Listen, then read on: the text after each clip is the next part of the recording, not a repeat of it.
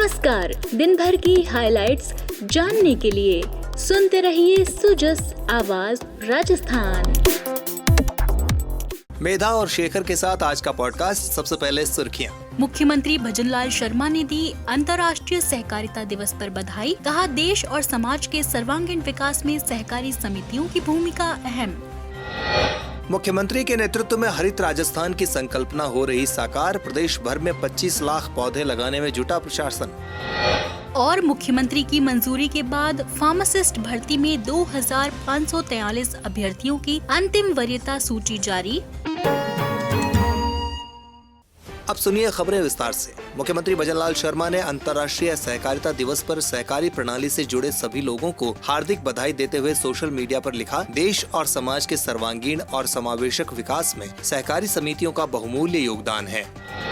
मुख्यमंत्री भजनलाल शर्मा ने रक्षा अलंकरण समारोह 2024 पहले चरण के अवसर पर राष्ट्रपति द्रौपदी मुर्मू द्वारा वीरता पुरस्कार से सम्मानित सैनिकों को शुभकामनाएं देते हुए सोशल मीडिया पर लिखा, नई दिल्ली में राष्ट्रपति भवन में आयोजित रक्षा अलंकरण समारोह 2024 प्रथम चरण के अवसर पर महामहिम राष्ट्रपति महोदया द्रौपदी मुर्मू द्वारा वीरता पुरस्कार प्रदान किए गए। राष्ट्र के शौर्यवान सैनिकों के अप्रतिम साहस, अनुपम त्याग एवं असीमित कर्तव्य निष्ठा पर समस्त राष्ट्रवासी गौरवान्वित हैं। हमारे वीर सैनिक गण परम बलिदान के उच्चतम आदर्शों के साक्षात प्रतीक हैं। मातृभूमि की सेवा के लिए आप सभी का अविचल समर्पण और अजेय साहस राष्ट्र के प्रत्येक नागरिक के लिए प्रेरणा स्रोत है।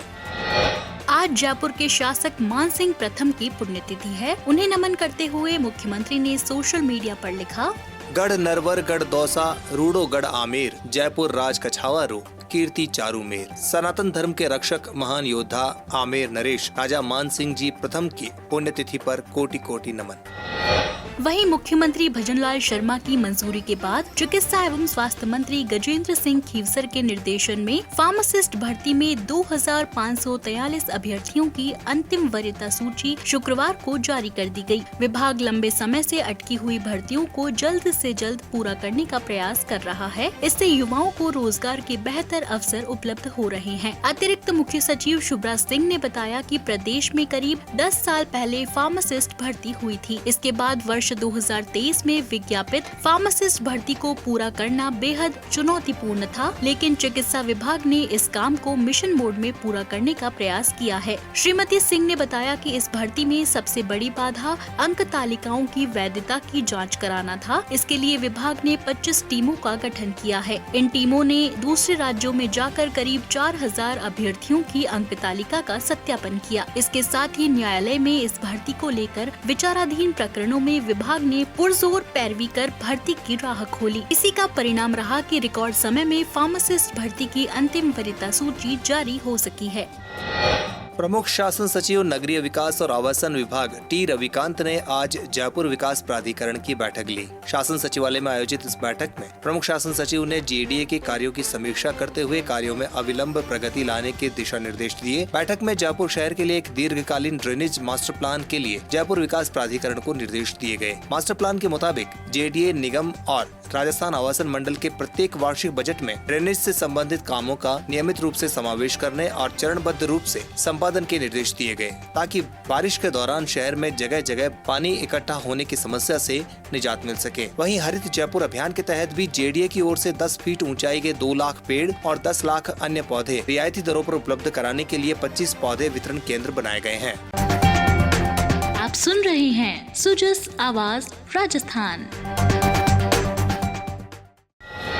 मुख्यमंत्री भजनलाल शर्मा के नेतृत्व में हरित राजस्थान की संकल्पना को साकार करने के लिए पशुपालन, गोपालन, डेयरी और देवस्थान विभाग की ओर से प्रदेश भर में 25 लाख पौधे लगाए जाएंगे। पशुपालन, गोपालन और देवस्थान मंत्री जोराराम कुमावत ने कहा कि वृक्षारोपण अभियान के तहत राज्य में व्यापक स्तर पर पौधरोपण का कार्य किया जा रहा है, ताकि आने वाली पीढ़ी को स्वस्थ और स्वच्छ वातावरण मिल सके। श्री कुमावत ने विभाग के अधिकारियों के साथ बैठक में निर्देशित करते हुए कहा कि वे अगले महीने में न केवल 25 लाख पौधरोपण की व्यवस्था सुनिश्चित करें, बल्कि उनके संरक्षण और संवर्धन के लिए भी विशेष प्रयास करें। श्री कुमावत ने कहा कि यह काम मिशन वन रक्षण के तहत किया जाएगा। उन्होंने निर्देश दिए कि राज्य में संचालित गौशालाओं में जितनी गाय हैं, उतने पेड़ लगाए जाएं। पशुपालन विभाग अपने सभी कार्यालयों के परिसरों में इस अभियान को चलाए। डेयरी अपनी दुग्ध समितियों के परिसर और उसके आसपास की गोचर भूमि में पेड़ पौधे लगाए। साथ ही देवस्थान विभाग हर मंदिर और अन्य धार्मिक स्थानों में कम से कम 5 पौधे लगाना सुनिश्चित करे।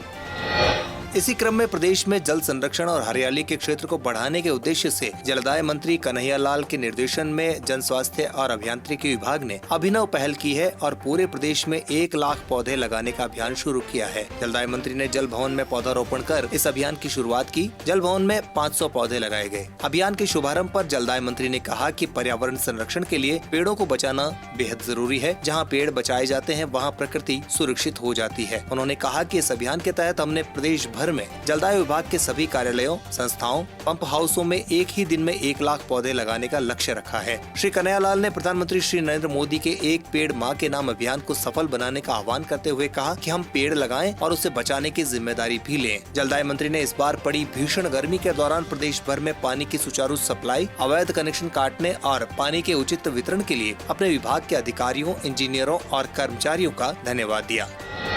पंचायती राज मंत्री मदन दिलावर ने भी वीसी के जरिए मुख्यमंत्री वृक्षारोपण महाअभियान के तहत 8 अगस्त को मनाए जाने वाले अमृत पर्यावरण महोत्सव की तैयारियों की समीक्षा कर आवश्यक दिशा निर्देश दिए। उन्होंने जिला परिषद के मुख्य कार्यकारी अधिकारियों से कहा कि इस महोत्सव के लिए आप सभी ने विस्तृत योजना बनाई है, लेकिन इसे और भी अधिक गति दी जाए। वृक्षारोपण की जागरूकता के लिए एक जन जागरण अभियान चलाया जाए। इसके लिए ग्राम पंचायत स्तर पर प्रभात फेरी, मशाल जुलूस और अन्य नवाचार किए जाएं। उन्होंने निर्देश दिए कि सभी को वृक्षारोपण के लिए लक्ष्य आवंटित किए जाएं। 200 पौधों की देखभाल के लिए एक मनरेगा कर्मी को लगाया जाए। पौधों की मॉनिटरिंग के लिए राज जियो ट्री ऐप भी बनाया गया है, जिसके द्वारा नियमित रूप से पौधों की मॉनिटरिंग की जा रही है। इसमें आम नागरिक अपने द्वारा लगाए गए पौधों की फोटो और अन्य जानकारी भी अपलोड कर सकते हैं। अपलोड करने के बाद ऐप के माध्यम से सेल्फी सहित अपना प्रशस्ति पत्र भी प्राप्त कर सकते हैं। बैठक में पंचायती राज विभाग के राज्य मंत्री ओटाराम देवासी ने कहा कि वृक्ष जीवन का आधार है। सभी लोग वृक्षों के कारण ही जिंदा हैं। वृक्षारोपण के तहत विदेशी बबूल को हटाकर देशी पौधे लगाए जाएं। राजस्थान सरकार का प्रयास, सही जानकारी हो आपके पास। राजस्थान सरकार के समाचारों, महत्वपूर्ण निर्णयों और सभी योजनाओं की सटीक और सही जानकारी आपको मिलती है सुजस ई बुलेटिन, सुजस वीडियो बुलेटिन और सुजस आवाज पॉडकास्ट के साथ। इसके लिए फॉलो करें हमारे YouTube channel DIPR Rajasthan official, Facebook page और X handle DIPR Rajasthan. Rajasthan सरकार से जुड़ी दिन भर की खबरों के लिए आप सुजस ऐप भी डाउनलोड कर सकते हैं।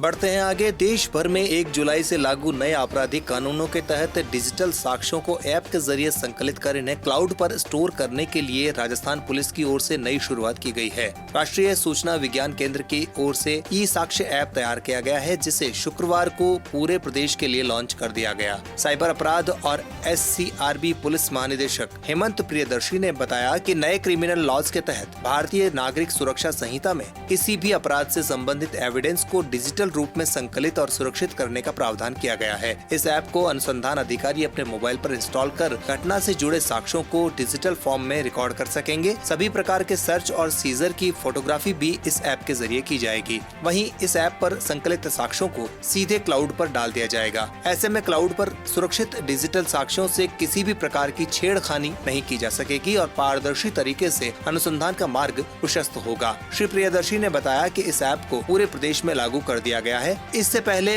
प्रदेश के अलग अलग पुलिस जिलों से 4000 ट्रायल वीडियो मंगवाकर इस ऐप का परीक्षण किया गया। सफल परीक्षण के बाद इस ऐप के पूरे प्रदेश में उपयोग के लिए पुलिस मुख्यालय से निर्देश जारी कर दिए गए हैं। वहीं भूजल विभाग के शासन सचिव डॉक्टर समित शर्मा ने शासन सचिवालय में अटल भूजल योजना की सहयोगी विभागों की समीक्षा बैठक ली और संबंधित अधिकारियों को सभी प्रस्तावित कार्य इस साल सितंबर महीने तक पूरा करने के निर्देश दिए। उन्होंने पंचायती राज, जल संसाधन, वन, जल ग्रहण और भूजल संरक्षण विभाग के प्रस्तावित 727 करोड़ रुपए के कार्यों और कृषि एवं उद्यानिकी विभाग के अधिकारियों को माइक्रो इरिगेशन के तहत 52,000 हेक्टेयर कृषि भूमि को सिंचित करने का लक्ष्य इस वर्ष सितंबर माह तक पूरा करने के लिए कहा। तो आज के पॉडकास्ट में इतना ही। कल फिर होगी आपसे मुलाकात। तब तक के लिए नमस्कार।